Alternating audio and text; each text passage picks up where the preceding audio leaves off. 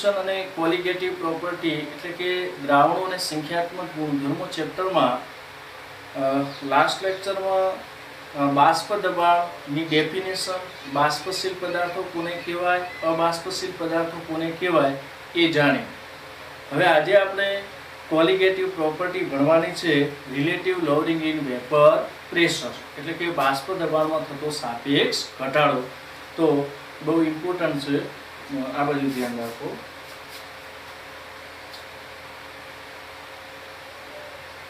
Relative lowering in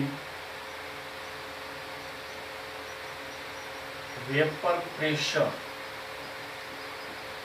બરાબર, શોર્ટમાં આપણે એને RLVP કહીશું. Relative lowering in vapour pressure ને આપણે શોર્ટમાં શું કહીશું? RLVP. ગુજરાતીમાં કેવું હોય તો બાષ્પ દબાણમાં થતો સાપેક્ષ ઘટાડો. બાષ્પ દબાણમાં થતો સાપેક્ષ ઘટાડો, એનો સિમ્બોલ છે ડેલ્ટા P અપોન P. તો અગાઉ આપણે બાષ્પ દબાણની ડેફિનેશન, બાષ્પશીલ પદાર્થો અને અબાષ્પશીલ પદાર્થો ભણ્યા. હવે ખૂબ અગત્યની છે qualitative property relative lowering in vapour pressure એટલે કે બાષ્પ દબાણમાં થતો સાપેક્ષ ઘટાડો, delta P upon P naught, શોર્ટમાં RLVP પણ આપણે કહીએ. તો આજે RLVP ની તમને બેઝિક માહિતી આપીશ, બરાબર. એમાં આપણે રાઉલ્ટનો લો કન્સિડર નહીં કરીએ, એ હવે પછીના લેક્ચરમાં. તો અત્યારે સમજી લો RLVP શું છે. તો માની લો કે તમારી પાસે એક બંધ પાત્ર છે, બરાબર, અને આ બંધ પાત્રમાં બાષ્પશીલ પ્રવાહી ભરેલું છે.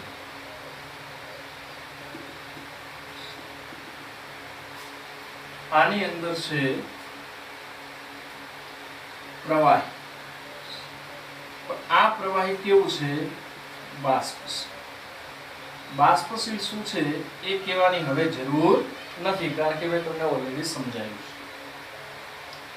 હવે આપ જાણો છો કે આ પ્રવાહીની સરફેસ પર બધા પાર્ટિકલ, બધા મોલેક્યુલ્સ એ જે તે પ્રવાહીના હશે, બરાબર.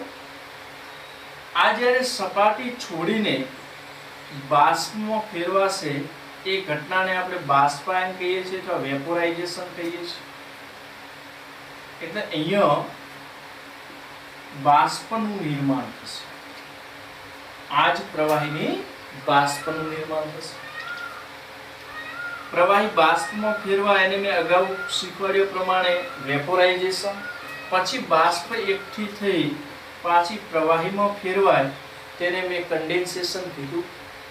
એક સમય એવો આવશે કે rate of vaporisation is equal to rate of condensation થશે, એટલે કે ઇક્વિલિબ્રિયમ એસ્ટાબ્લાઇઝ થશે.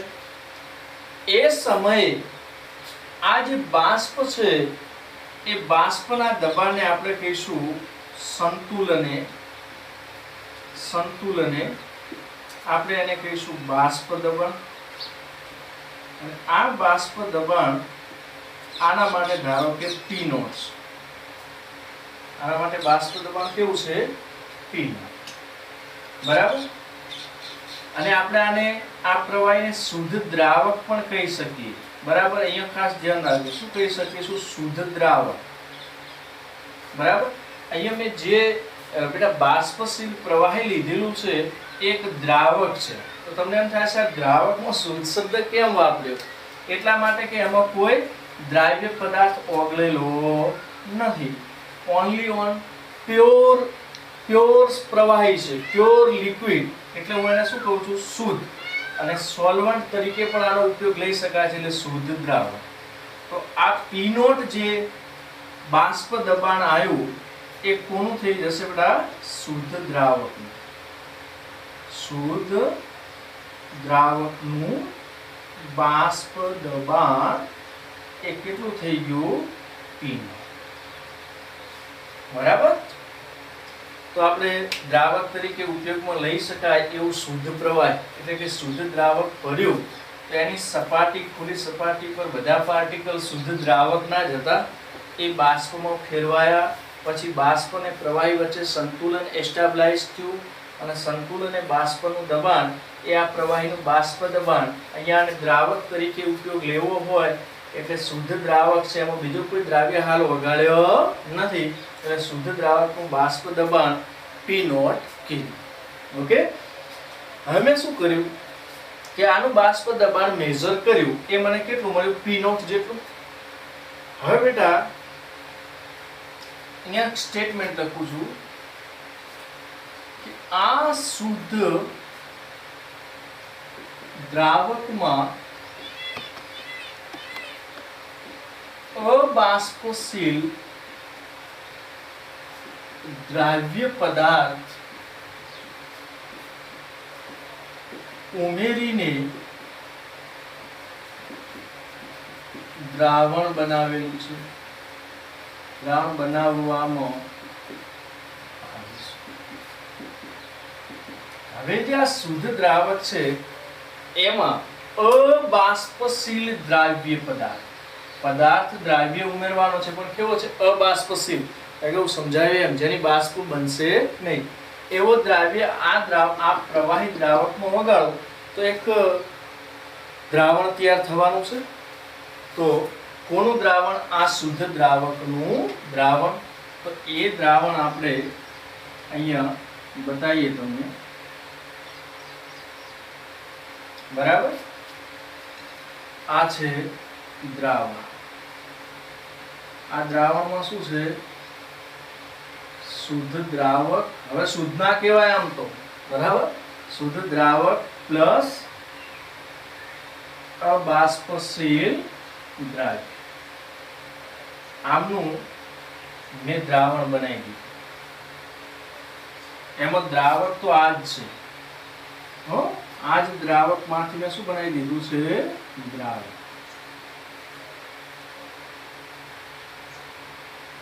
ઓકે. આ દ્રાવક માંથી હવે શું બનાવી રહ્યો છું? દ્રાવક. અને બંધ પાત્રમાં જ રાખીએ છીએ આપણે. આને પણ શેમાં રાખીએ છીએ? બંધ પાત્ર.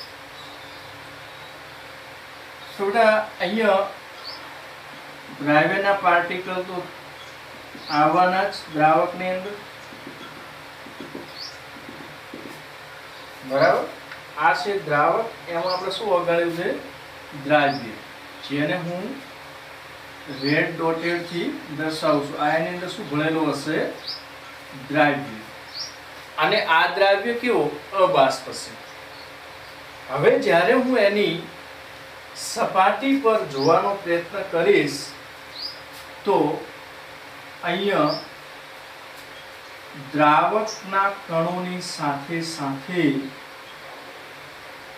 દ્રાવ્યના કણો, કેવો દ્રાવ્ય? અબાષ્પશીલ દ્રાવ્યના કણો, જે હું રેડ ડોટેડ વડે દર્શાવું છું, એમની પણ ત્યાં હાજરી હશે. બરાબર.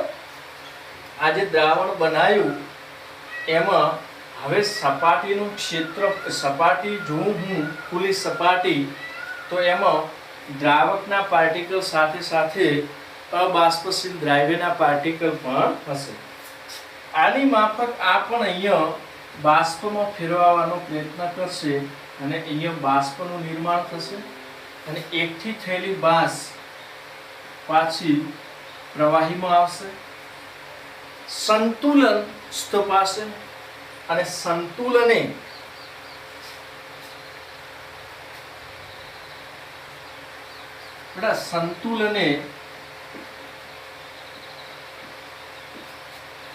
દ્રાવણનું બાષ્પ દબાણ એને આપણે કહીશું Ts. બરાબર. દ્રાવણના બાષ્પ દબાણને આપણે શું કહીશું? PS. બરાબર ને, અહીંયા ઇક્વિલિબ્રિયમ એસ્ટાબ્લિશ થશે. બરાબર, એટલે આ જે બાષ્પ છે આ દ્રાવણની બાષ્પ કહેવાય અને આ શુદ્ધ દ્રાવકની બાષ્પ કહેવાય, કારણ કે આમાં કોઈ દ્રાવ્ય ઓગળેલો નથી. એ બાષ્પ દ્રાવણની જે દબાણ ઉત્પન્ન કરશે એને PS લખ્યું, સોલ્યુશનનું વેપર પ્રેશર.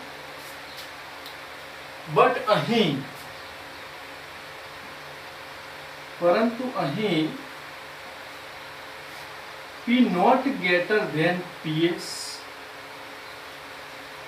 બરાબર, સમજો કે આનું કેટલું વેપર પ્રેશર આવ્યું P નોટ અને આનું કેટલું વેપર પ્રેશર આવ્યું PS.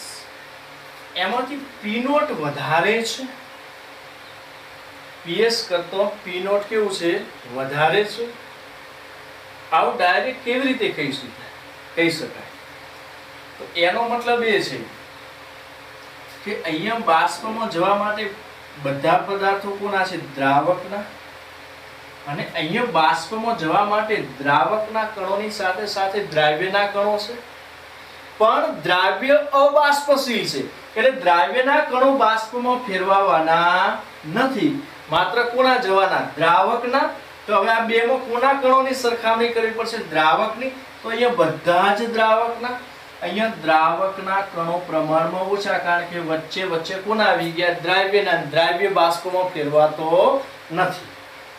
બરાબર, પરિણામે આમાં વધુ બાષ્પ ઉત્પન્ન થશે અને આમાં અબાષ્પશીલ દ્રાવ્ય પદાર્થો જગ્યા રોકી લીધી એટલે ઓછું બાષ્પ ઉત્પન્ન થશે, એટલે આનું બાષ્પ દબાણ ઓછું અને આનું બાષ્પ દબાણ કેવું રહેશે, વધારે. એટલે હું સ્ટેટમેન્ટ લખીશ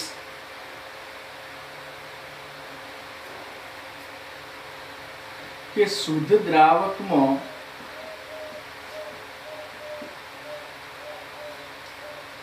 મુક્ત સપાટી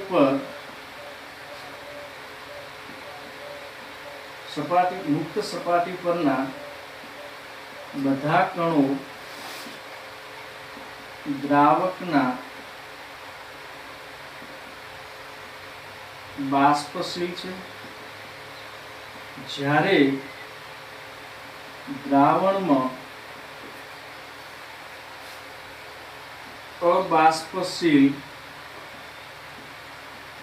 દ્રાવ્ય પદાર્થના કણો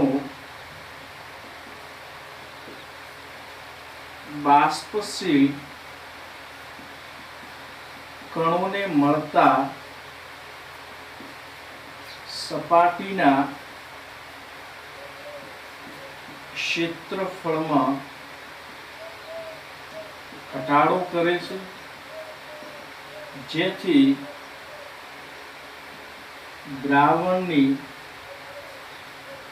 દ્રાવકની સાપેક્ષમાં ઓછી બાષ્પ બનવાથી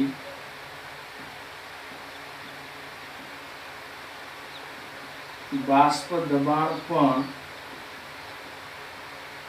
ઓછું થશે.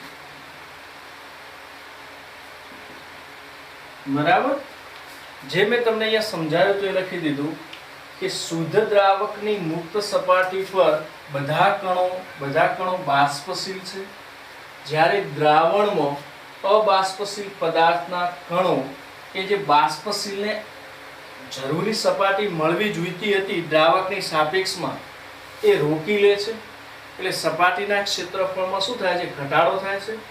એટલે દ્રાવકની સાપેક્ષમાં દ્રાવણની બાષ્પ ઓછી બનશે અને પરિણામે એનું બાષ્પ દબાણ કેવું હશે, ઓછું. તો કોઈ પ્રશ્ન પૂછે કે શુદ્ધ દ્રાવકનું બાષ્પ દબાણ વધારે કે શુદ્ધ દ્રાવકમાંથી બનતા દ્રાવણનું બાષ્પ દબાણ વધારે, તો તમારો એક જ જવાબ હશે કે શુદ્ધ દ્રાવકનું બાષ્પ દબાણ વધારે. રીઝન પૂછે તો શું, સપાટીનું ક્ષેત્રફળ, બાષ્પમાં ફેરવવા માટેની સપાટીનું ક્ષેત્રફળ વધારે. જો બાષ્પ માટે સપાટીનું ક્ષેત્રફળ જે છે એ આવશ્યક છે.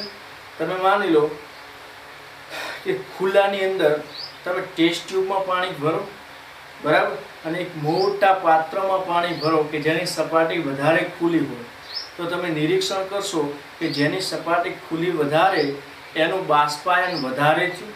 તો જેટલો સપાટીનો એરિયા વધારે હશે બાષ્પમાં ફેરવવા માટે એટલું બાષ્પ દબાણ કેવું હશે? વધારે. એ શુદ્ધ દ્રાવકમાં પૂરતું મળી રહે છે. એની કમ્પેર દ્રાવણ સાથે કરીએ તો દ્રાવણમાં દ્રાવ્યના કણો કેટલીક જગ્યા રોકી લે છે અને વળી આ જે દ્રાવ્યના કણો છે એ છે અબાષ્પશીલ. ઓકે, તો આના ઉપરથી આપણે જાણ્યું કે શુદ્ધ દ્રાવક કરતો એમાંથી બનાવેલા દ્રાવણના બાષ્પ દબાણમાં ઘટાડો થાય છે. તો હું સ્ટેટમેન્ટ લખીશ કે શુદ્ધ દ્રાવકમાં અબાષ્પશીલ દ્રાવ્ય પદાર્થ ઓગાળીને બનાવેલા દ્રાવણના બાષ્પ દબાણમાં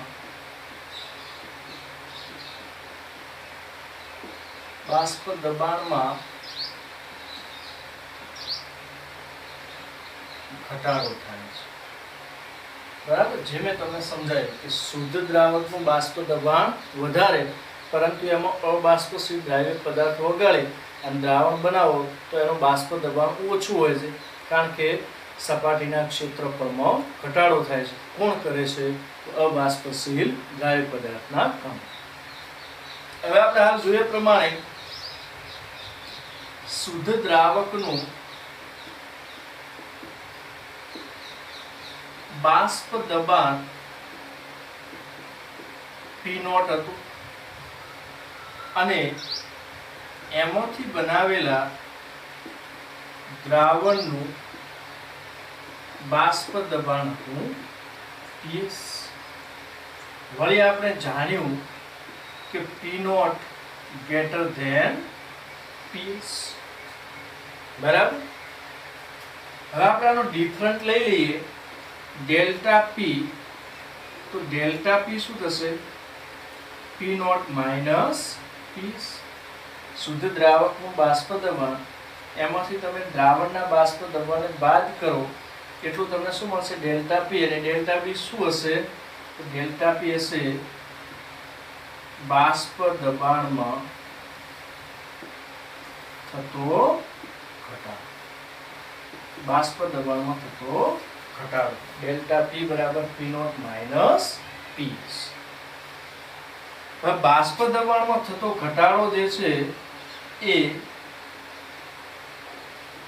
કોલિગેટિવ પ્રોપર્ટી નથી. આ શબ્દો યાદ રાખજો. બાષ્પ દબાણમાં થતો ઘટાડો કોલિગેટિવ પ્રોપર્ટી એટલે કે સંખ્યાત્મક ગુણધર્મ નથી, પરંતુ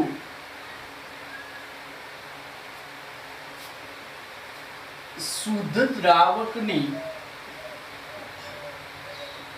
સાપેક્ષે દ્રાવણના બાષ્પ દબાણમાં થતો ઘટાડો એ સંખ્યાત્મક ગુણધર્મ એટલે કે કોલિગેટિવ પ્રોપર્ટી છે. શુદ્ધ દ્રાવકની સાપેક્ષમાં દ્રાવણનું બાષ્પ દબાણ કેટલું ઘટ્યું? ડેલ્ટા P તો તમને એટલું બતાવે છે કે શુદ્ધનું આટલું હતું અને દ્રાવણનું આટલું થયું, એનો બેનો જે ડિફરન્ટ મળ્યો એટલો ઘટાડો આવ્યો. એ ઘટાડાને આપણે કોની સાપેક્ષે લઈ લેવાનો? દ્રાવકના બાષ્પ દબાણની સાપેક્ષે. અને એ જે પ્રોપર્ટી આવશે એ કેવી હશે? કોલિગેટિવ પ્રોપર્ટી, સંખ્યાત્મક ગુણધર્મ એટલે કે એ પાર્ટિકલ પર ડિપેન્ડન્ટ પ્રોપર્ટી. એટલે હું લખીશ કે ડેલ્ટા P એ શું છે? બાષ્પ દબાણમાં થતો ઘટાડો અપોન P0 કોની સાપેક્ષે લઈ લીધો? શુદ્ધ દ્રાવકના બાષ્પ દબાણની સાપેક્ષે. તો આવશે બાષ્પ દબાણમાં થતો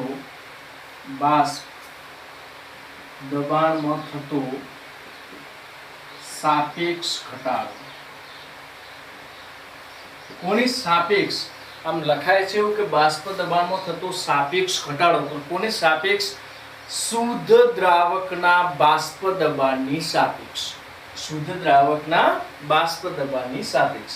અને આપણે શોર્ટમાં ગુજરાતીમાં એવું કહીએ છીએ બાષ્પ દબાણમાં થતો ઘટાડો.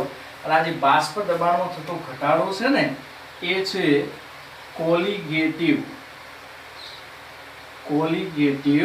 પ્રોપર્ટી, એટલે કે સંખ્યાત્મક ગુણધર્મ. તો ચેપ્ટર એવું છે ને સોલ્યુશન એન્ડ કોલિગેટિવ પ્રોપર્ટી. તો કોલિગેટિવ પ્રોપર્ટીમાં પહેલી અભિસરણ દબાણ જોયું અને બીજું શું છે? બાષ્પ દબાણમાં થતો સાપેક્ષ ઘટાડો. તો કેટલો આવે? Delta P upon P not.